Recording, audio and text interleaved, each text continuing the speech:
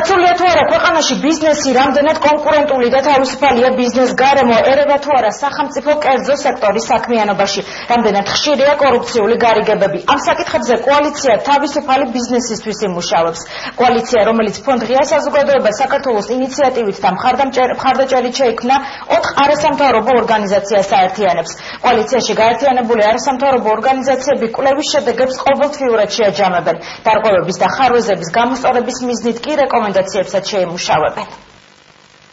დაცულია თუ არა ქვეყანაში ბიზნესი რამდენად კონკურენტული და თავისუფალია ბიზნეს გარემო ერევა თუ არა სახელმწიფო კერძო სექტორის საქმიანობაში რამდენად ხშირია კორუფციული გარიგებები ამ საკითხზე კოალიცია თავისუფალი ბიზნესისთვის იმუშავებს კოალიცია რომელიც ფონდ ღია საზოგადოება საქართველოს ინიციატივით და მხარდაჭერით შეიქმნა 4 არასამთავრობო ორგანიზაციას აერთიანებს ასოციაცია მწვანე ალტერნატივა ახალგაზრდა იურისტთა ასოციაცია ეკონომიკური პოლიტიკის კვლევის ცენტრი და საერთაშორისო გამჭვირვალობა საქართველოს იმ მიზეზებს შეისწავლიან რაც მათი თქმით ქვეყანაში ბიზნესის განვითარებას აფერხებს. არასამთავრობოების განცხადებით მიუხედავად იმისა, რომ საქართველოში ბიზნესის დაწყება მარტივია და ბიუროკრატიული მხარე მეტნაკლებად მოწესრიგებულია, არსებობს ფაქტორები, რომელთა გამო ბიზნესისთვის დაწყებული საქმის გაგრძელება შეუძლებელი ხდება. ბოლო პერიოდის მანძილზე მრავალი რეფორმა გადაიდგა კორუფციის წინააღმდეგ ბრძოლისთვის და არსებობს გარკვეული მიღწევებიც. თუმცა ბიზნესის მიუხედავად რომ ბიზნესის წამოწყება საკმაოდ ადვილია საქართველოში და ბიუროკრატიული მხარე მართლაც მეტნაკლებად მოგვარებულია, არსებობს გარკვეული პრობლემები ბიზნესის კეთების, ბიზნესის წარმოების მხრივ. სწორედ ამ პრობლემამ და ამ საკითხმა გვაფიქრებინა, რომ ეს თემა მართლაც აქტუალურია და ვაპირებთ მოვიძიოთ, ასე ვთქვათ, ინფორმაცია თუ რამდენად იოლია და მარტივია ბიზნესის წარმოება, ბიზნესის კეთება საქართველოში. ელიტური კორუფცია, ბიზნესში ხელისუფლების მაღალჩინოსნების ან მათთან დაახლოებული პირების მონაწილეობა და ინვესტორებისთვის ქონების სიმბოლურ ფასად ხშირ შემთხვევაში ერთლარად გადაცემა. ამ პრობლემების კვლევაზე საერთაშორისო გამჭვირვალობა საქართველოს იმუშავებს.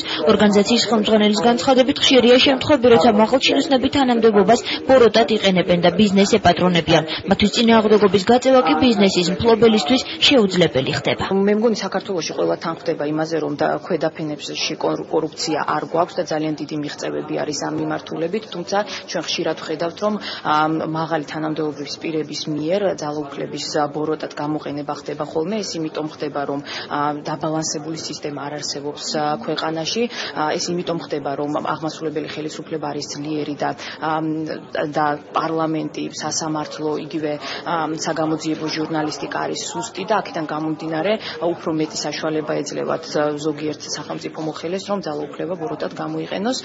მე ვფიქრობ, რომ ეს არის სისტემური პრობლემა. ამ სისტემაში არსებულ არაკონკურენტულ და ხელისუფლების მიერ კონტროლირებად ბიზნეს გარემოზე საუბრობენ ახალგაზრდა იურისტები. ორგანიზაციის ხელმძღვანელის განცხადებით, მთავრობის მიერ გამოცხადებულ ტენდერებში როგორც წესი იმარჯვებენ კომპანიები, რომლებსაც ის ადამიანები ლობირებენ, რომლებმაც ტენდერი გამოაცხადეს.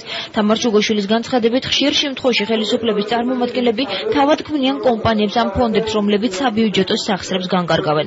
ეკონომიკური პოლიტიკის კვლევის ცენტრის წარმომადგენლების განცხადებით, ასეთ გარემოში მცირე ბიზნესის წარმომადგენლების მხრიდან წინააღმდეგობის გაწევა შეუძლებელი ხდება, რაც მათი გაკოტრების წინაპირობაა.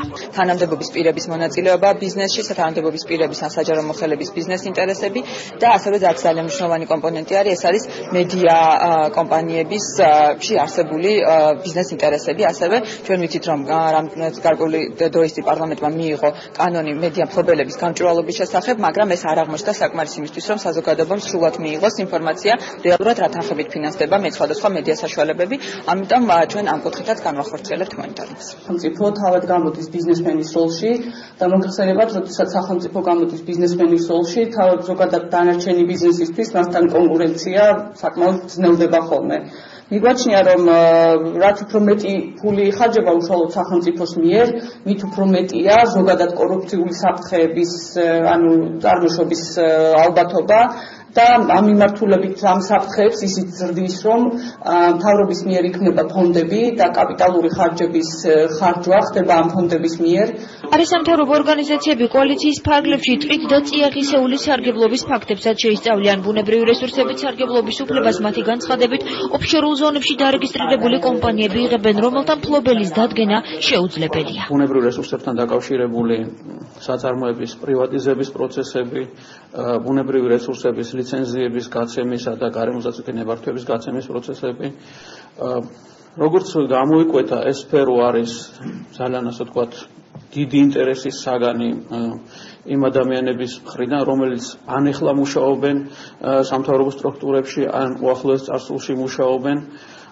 რამდენიმე მაგალითი შეგვიძლია დავასახელოთ წარსული ჩვენი გამოცდილებიდან, იგივე ვთქვათ თბილისის წყლის პრივატიზების პროცესი, მადნეულის პრივატიზების პროცესი და ასე შემდეგ. ამ საწარმოების პრივატიზების დროს, როგორც წესი, ფლობელები არიან ოფშორში დარეგისტრირებული ორგანიზაციები, რომელთა ფლობელების შესახებ ინფორმაცია საერთოდ არ არსებობს. კოალიციაში გაერთიანებული არის სამთავრობო ორგანიზაციები კვლევის შედეგებს ყოველთვიურად შეაჯამებენ. დარღვევების და ხარვეზების გამოსწორების მიზნით კი რეკომენდაციებსაც შეიმუშავებენ. არა სამთავრობოების განცხადებით მათ არ აქვთ ილუზია, რომ ხელისუფლება ყველა რეკომენდაციას შეასრულებს.